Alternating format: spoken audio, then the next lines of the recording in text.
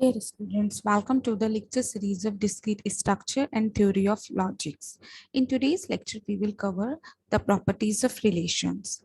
In the last lecture, we cover the what is exactly the relation and the different types of relations. In today's lecture, we will cover the different properties of the relations and the reflexive and irreflexive relation. Properties which is followed by the any relation is reflexive and irreflexive, symmetric property and asymmetric property, antisymmetric and transitive.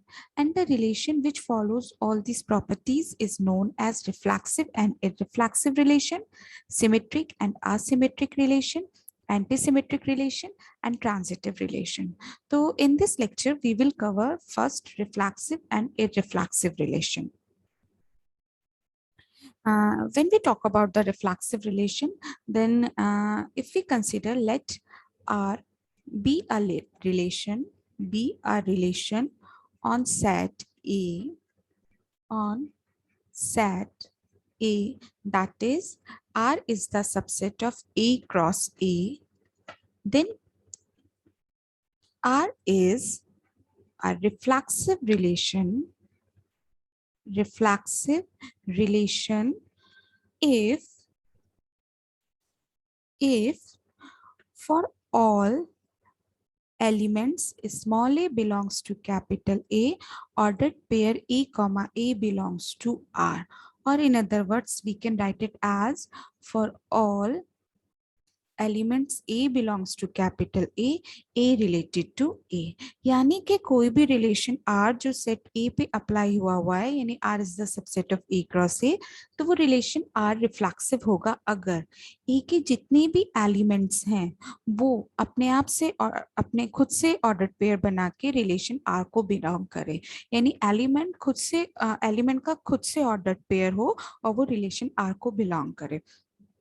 For example अगर मेरे पास एक set है A is equals to 1 2 3 और मैंने relation दे दिया कि A related to B if and only if A is less than equals to B and R is the subset of A cross A, that means एक relation R जो set A पे apply हो रहा है इस तरीके से कि कोई भी दो एलिमेंट आपस में रिलेटेड होंगे if and only if a first element is less than equals to second element. अब जब मैं आर के ऑर्डर पेयर यहाँ पे निकालूंगी तो 1,1 क्योंकि 1 खुद से रिलेटेड है, खुद के इक्वल है, 2,2 क्योंकि खुद से इक्वल है, 3,3 क्योंकि खुद के इक्वल है, 1,2 1,3 and 2,3।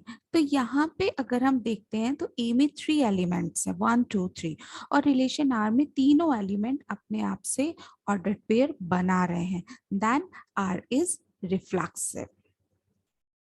R is reflexive relation. In case कुछ इस तरीके से होता कि आपका रिलेशन R ऐसे आता 1,1 2,2 3,2 4,2, तो और सेट A दे दिया 1 2 3 एंड 4, सेट ये दे दिया और रिलेशन R के ऑर्डर पेयर ये दे दिए, तो यहाँ पे ना तो 3,3 आर को बिलोंग नहीं कर रहा है, ना ही 4,4 आर को बिलोंग कर रहा है, तो इस केस में ये नॉट रिफ्लेक्सिव हो जाएगा, नॉट रिफ्लेक्सिव। तो रिफ्लेक्सिव की कंडीशन ही ये है कि हर एलिमेंट सेट ए में जितने भी एलिमेंट्स हैं, सेट ए के जितने भी एलिमेंट्स हैं उनका खुद से ऑर्डर पेयर होना जरूरी है, that means 1,1 belongs to R, 2,2 belongs to R, 3,3 belongs to R, then relation R is reflexive. Okay? अगर इसमें इररिफ्लेक्सिव रिलेशन की हम बात करते हैं तो इररिफ्लेक्सिव के केस में if R is a relation on a set A will be irreflexive if for all A comma belongs to A for all A belongs to capital A, ordered pair A comma A does not belongs to R. Or in other words, for all A belongs to capital A does not related to A. यानी कि A में जितने भी elements हैं वो खुद से related नहीं होने चाहिए रिलेशन R में. फॉर एग्जाम्पल, अगर ए सेट मुझे दे दिया अगेन 1 2 3 और रिलेशन आर जो कि सबसेट है ए क्रॉस ए का, दैट इज सेट ए पे अप्लाई हुआ है इस तरीके से कि A related B if and only if A is less than B. तो यहाँ पे जब हम आर के ऑर्डर्ड पेयर बनाएंगे तो ऑर्डर्ड पेयर बनेगा 1,2 2,3 एंड 1,3. यही ऑर्डर्ड पेयर बनेंगे. यहाँ पे आप देखोगे एक एलिमेंट था ए में 1. क्या 1 का 1 से ऑर्डर्ड पेयर है? नहीं है. नेक्स्ट एलिमेंट था 2. क्या 2 का 2 से ऑर्डर्ड पेयर है? नहीं है. क्या 3 का 3 से, या ये कह सकते क्या 3 3 से रिलेटेड है? नहीं है. तो उस केस में R is irreflexive. R is a irreflexive relation. ठीक है. यानी कि अगर आपका कोई भी सेट, कोई भी रिलेशन है आर जो सेट ए पे अप्लाई हो रहा है वो इररिफ्लेक्सिव होगा अगर ए के सारे एलिमेंट्स खुद से रिलेटेड ना हो. जबकि रिफ्लेक्सिव रिलेशन में हम क्या बात करते हैं कि ए के सारे एलिमेंट खुद से रिलेटेड होने चाहिए.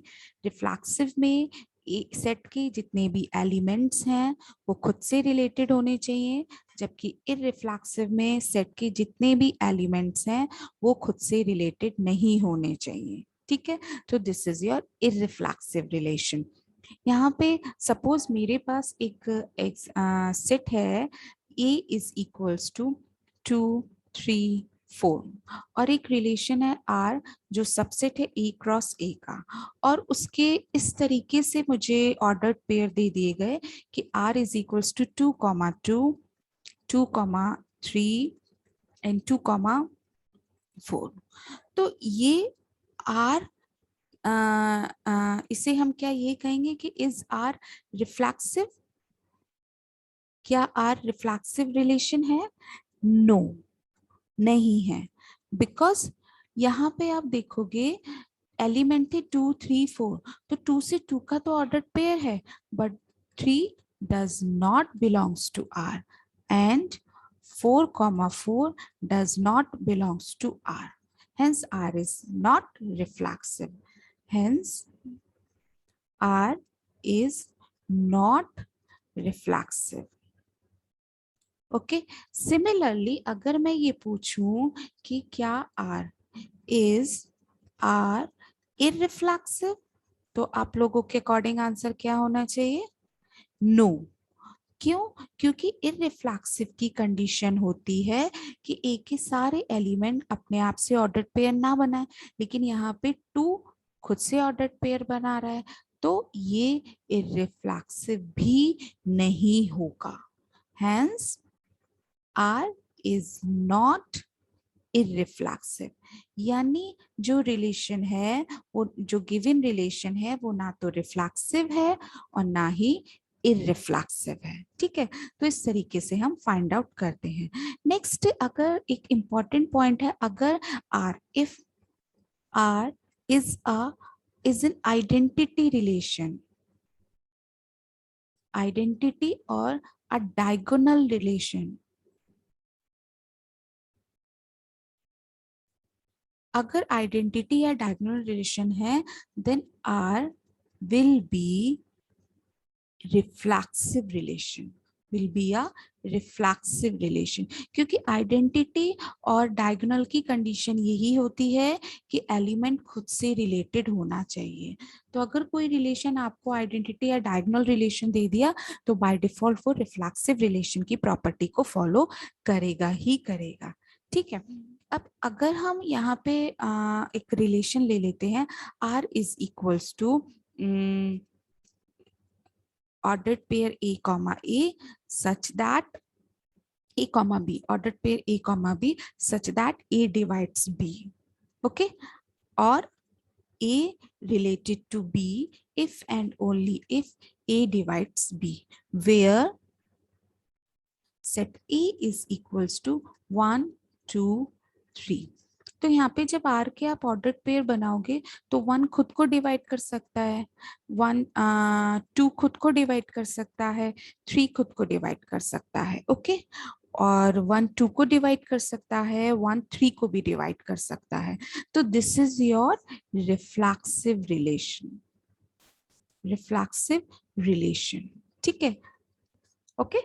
अब नेक्स्ट इसमें आता है कि हमें रिफ्लेक्सिव रिलेशन और इररिफ्लेक्सिव रिलेशन की मैट्रिक्स कैसे शो करेंगे, ठीक है। तो मैट्रिक्स शो करने के लिए if R is a reflexive relation,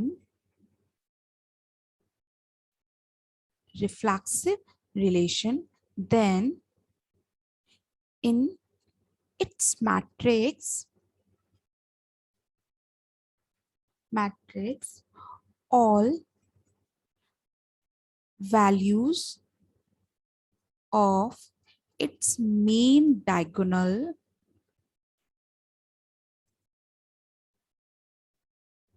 must be 1, okay, must be 1. Like अगर रिलेशन R दिया है सीधे 1,1 2,2 2,3 1,3 एंड 3,3 ये रिलेशन है। जब आप इसकी मैट्रिक्स बनाओगे जिसे हम MR से डिनोट करते हैं, मैट्रिक्स को हम MR से डिनोट करते हैं, तो जब आप इसका MR बनाओगे तो इट विल बी 1 2 3 1 2 3, क्योंकि रो एंड कॉलम सेम ही होंगे। 1 से 1 ऑर्डर्ड पेयर, 1 से 2 ऑर्डर्ड पेयर, 1 से 3 ऑर्डर, 1 से 2 भी होगा इसमें, क्योंकि हम रिलेशन ले रहे हैं लेस देन इक्वल्स टू का। 2 से 1 नहीं है, 2 से 2 है, 2 से 3 है, ओके। 3 से 1 नहीं है, 3 से 2 नहीं है, 3 से 3 है। तो यहाँ पे अगर हम इस मेन डायगोनल को नोटिस करेंगे तो रिफ्लेक्सिव रिलेशन के मैट्रिक्स में मेन डायगोनल की वैल्यू हमेशा 1 ही होनी चाहिए, ठीक है, must be ones, okay, all values of its main diagonal must be ones, ठीक है। अगर हम इसके डायग्राफ की बात करते हैं, अगर रिफ्लेक्सिव रिलेशन के डायग्राफ की मैं बात करती हूँ, तो डायग्राफ के केस में all vertices all vertices, or you can say कि all vertices should have a self loop or should have a cycle of length 1 of length 1, ठीक है। अब जैसे अगेन R मेरा रिलेशन था 1,1 2,2 3,3 1,2 1,3 2,3, दिस इज योर रिलेशन। तो अगर set A मेरा था 1 2 3, तो इस केस में vertex is 1 vertex 2 and vertex 3। 1 1 से रिलेटेड है तो ऑर्डर पेयर, 1 का 1 से है तो यानी 1 से पे सेल्फ लूप, 2 का 2 से, 3 का 3 से। 1 2 1 से 2 के लिए डायरेक्टेड एज, 1 3 से डायरेक्टेड एज और 2 3 से डायरेक्टेड एज। तो यहाँ पे आप देखोगे कि हर वर्टेक्स पे एक सेल्फ लूप है, और in other words we can say हर वर्टेक्स पे एक साइकिल है लेंथ ऑफ 1 की, क्योंकि अगर सेल्फ लूप है, सेल्फ लूप के केस में एक साइकिल क्रिएट होती है, create a cycle of length 1, एक लेंथ 1 की साइकिल क्रिएट होती है सेल्फ लूप के केस में। तो दिस इज योर डायग्राफ। तो अगर हमें रिफ्लेक्सिव रिलेशन की अगर हम बात करें, रिफ्लेक्सिव रिलेशन की अगर हम बात करते हैं, तो रिफ्लेक्सिव रिलेशन में ग्राफ के केस में, डायग्राफ के केस में एलिमेंट, डायग्राफ के केस में हर नोड पे every node have self loop, अगर हमें ग्राफ देख के पहचानना है तो ठीक है। मैट्रिक्स देख के अगर हमें पहचानना है तो मेन डायगोनल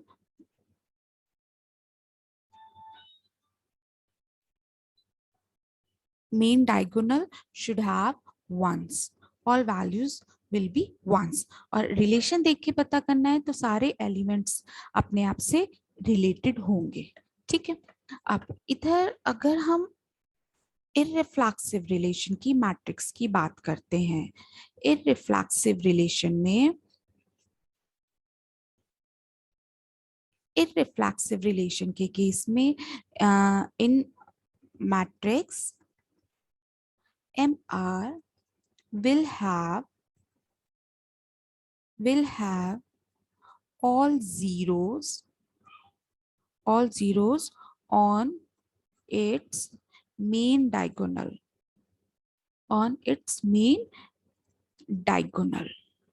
ओके। लाइक एक रिलेशन है A लेस देन B का, ओके। सेट A दे दिया 1 2 3, ओके। तो सेट रिलेशन R में कौन से ऑर्डर पेयर आएंगे, 1 2 1 3 एंड 2 3, यही ऑर्डर पेयर आएंगे। जब हम इसकी मैट्रिक्स बनाएंगे MR तो होगा 1 2 3 1 2 3। तो यहाँ पे 1 से 1 नहीं है, 1 से 2 है, 1 से 3 है, 2 से 1 नहीं है, 2 से 2 नहीं है, 2 से 3 है, 3 से 1 नहीं है, 3 से 0 नहीं है, 3 से 3 नहीं है। तो यहाँ पे आप देखोगे कि इस मैट्रिक्स का जो मेन डायगोनल है वो 0 है, ठीक है। तो इररिफ्लेक्सिव के केस में MR जो मैट्रिक्स है उसका मेन डायगोनल 0 होगा, ठीक। अब अगर ग्राफ की बात करें, हम इसके डायग्राफ की बात करें तो डायग्राफ के केस में no node have self loop, किसी भी नोड पे सेल्फ लूप नहीं होगा, या और no cycle of length 1, no cycle of length, no cycle of length 1। That is again R अगर 1 2 1 3 और 1 2 3 है तो उस केस में सेट मेरा सेम चल रहा है 1 2 3, तो मेरे नोड्स हो गए 1 2 एंड 3, 1 से 2 2 से 3 1 से 3, ठीक है। तो कोई भी सेल्फ लूप नहीं है। तो अगर किसी भी रिलेशन का अगर हमें एक डायग्राफ दिया हुआ है और ये कहा जा रहा है कि check whether it is a reflexive relation और इररिफ्लेक्सिव रिलेशन, तो आप फाइंड आउट कर सकते हो। अगर सारे नोड्स पे साइकिल बनी हुई है तो वो रिफ्लेक्सिव होगा, सारे नोड्स पे सेल्फ लूप नहीं है, नो कोई भी साइकिल लेंथ 1 की नहीं है, तो वो इररिफ्लेक्सिव होगा। मैट्रिक्स के केस में हम बात करें तो अगर इररिफ्लेक्सिव रिलेशन की मैट्रिक्स है तो उसका मेन डायगोनल 0 होता है। सो स्टूडेंट्स, आपको रिफ्लेक्सिव एंड इररिफ्लेक्सिव रिलेशन में डिफरेंस समझ में आ गया होगा। Still if you have any query you may ask me. Okay, thank you so much.